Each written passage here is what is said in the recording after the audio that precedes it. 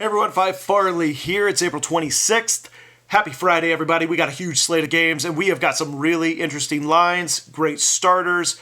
I think we got a good opportunity to make some money tonight, so follow along, Daily Best Bet. You can also get my other picks, patreon.com/Phi Farley. Coming off one of the worst losses I have had. I mean, frankly, it was a 130 underdog for Texas, but it was over by the end of the first inning. In fact, it's probably over for Hearns, one of the bright prospects for the Rangers, giving up, I think, 5 runs on his dime. Might have been 7 runs on his dime with 1 out recorded. And yes, that was the side I was on. There was some sharp money coming in on that side. Followed it.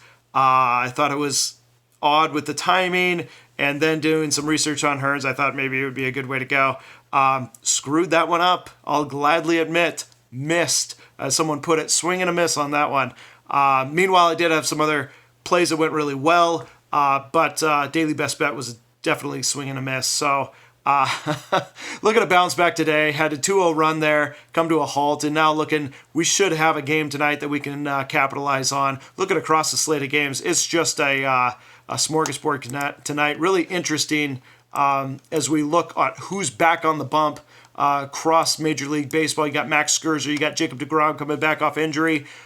Poor starts for them before making their starts tonight. So we'll see how they bounce back going against tough opponents in San Diego and Milwaukee, respectively.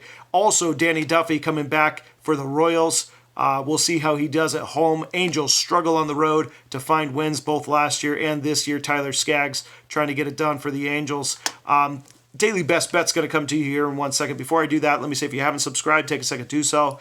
Hit the notification bell, get my picks as soon as you can. Also, patreon.com/Phi Farley. This pick is already posted over there. Always posted before the video is posted, so get that right away. All other plays posted over on patreon.com/Phi Farley. So check those out so you can get all my picks here each and every day. Okay. Now, we're going to Arizona. I think we've got a really good spot here, and if you don't follow Robbie Ray, you're missing out, because really, there's a great opportunity for sports bettors to capitalize on the dichotomy of Robbie Ray and his home versus road appearances. Most every other pitcher at home is their bread and butter. They just perform better at home. Statistics show that, and over time, you can find advantages to pick those pitchers that pitch well at home versus the road. The same works the other way, especially when you have a very unique pitcher like Robbie Ray, where we have 60 innings to look back on of data over the last 3 years. We see this 3.18 ERA on the road and a 4.74 ERA at home for Arizona. Now we have a very similar win-loss record because Arizona bats are better at home than they are on the road, as are most teams.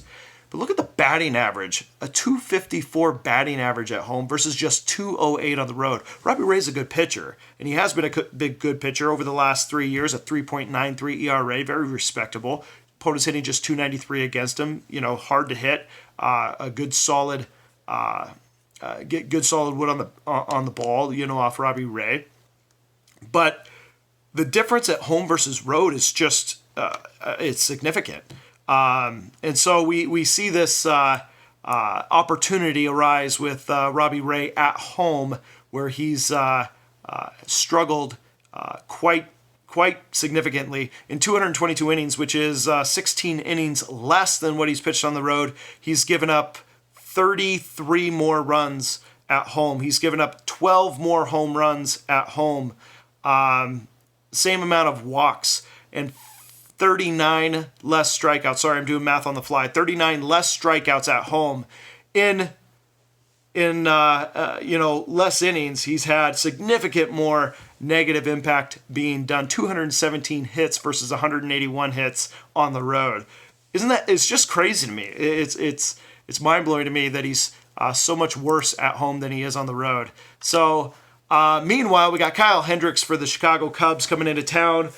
These two just pitched against each other, did fantastic against each other. 2-1 game in that contest. Kyle Hendricks is what we would more expect out of a pitcher, traditionally home versus road. However, he does very, very well against Arizona, including in Chase Field on the road. Oh, everything is freezing up. Come on, man. Let's see if I can get this pulled back up for you. Kyle Hendricks. I want to look at his last 3 years on the road in Chase Field. I believe we have 3 starts there in that ballpark. There we go. Sorry, I thought my computer was going to freeze up on me. It did not. There we go. 2 starts in Chase Field, 1.76 ERA, 2-0 in those starts, 15 1/3, 7 hits only, 3 runs total, 1 home run, a 132 batting average in Chase Field for Kyle Hendricks. So you have a lot of success coming from Hendricks over the last 3 years against the Diamondbacks. Not a whole lot to fear. In fact, both these pitchers have success against each other. But what's very interesting about that is we have an 8.5 total for this game, which has been bet up to 9. Very interesting. One of these teams will be hitting the ball well. One of these teams is going to pound the ball against the other. And I think that's going to be the Chicago Cubs on the road against Arizona. I don't think it's going to be the home team here. I think Robbie Ray will struggle. The Cubs winning 7 of the last 9. Very, very good ball games, finding a way to win. I think we'll continue to do so. I'm going to be taking the Cubs here on the road in Arizona. Sorry about the delay here with my computer getting everything up and running. But daily best bets, Chicago Cubs on the road, -110 in Arizona against the Diamondbacks. All right, good luck everyone today. We'll see you again soon.